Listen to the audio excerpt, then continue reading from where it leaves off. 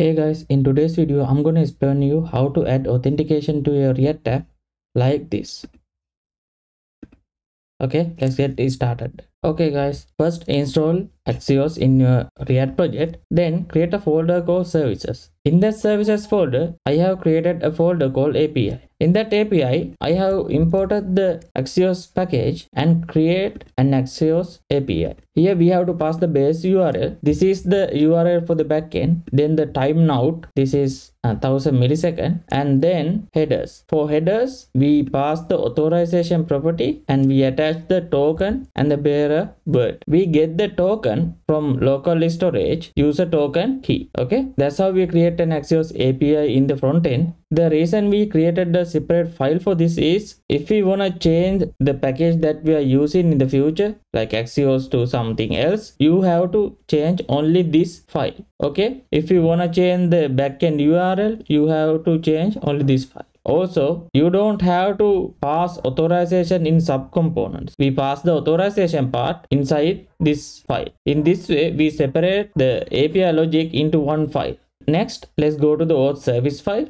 In the auth file, you can see I imported the API from the API file, and then I am using api.post, api.post, api.get. I don't pass Axios.get. Okay. Also, you can see I have a prefix here, and I am passing the prefix and this URL for everything. And you can see only this file handle the connection between the backend. Okay. So that's the important part of this service folder and these files. It's responsible for only connecting with the backend, nothing else. Okay. If the backend change about the URLs or the API methods, we only have to change this file. Also, you can see I have created the user interface here and export it so other files can get the user type. Okay. Also, you can see in here I have partial user. So the reason I add partial is in here you can see we don't have undefined property here like this. Okay, so if I add partial, all of these properties allow undefined value. Okay.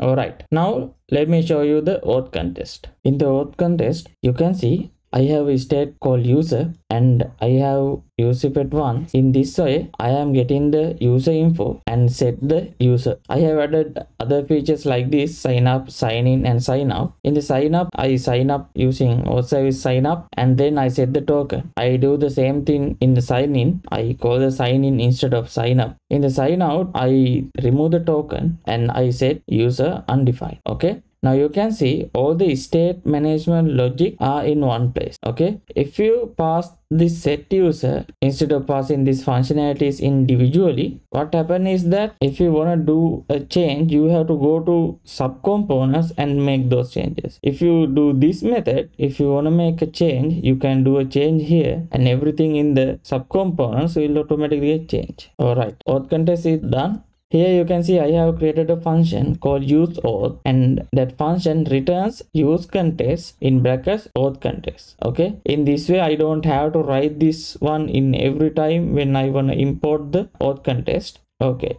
in the app component you can see I have added auth context provider, so everything inside that auth context provider can access user using useAuth hook. Okay, all right, let's go to the sign in part.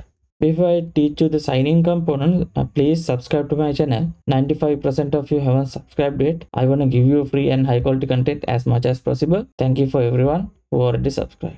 Alright, this is the sign-in component. Here you can see I get the sign-in function from useAuth hook.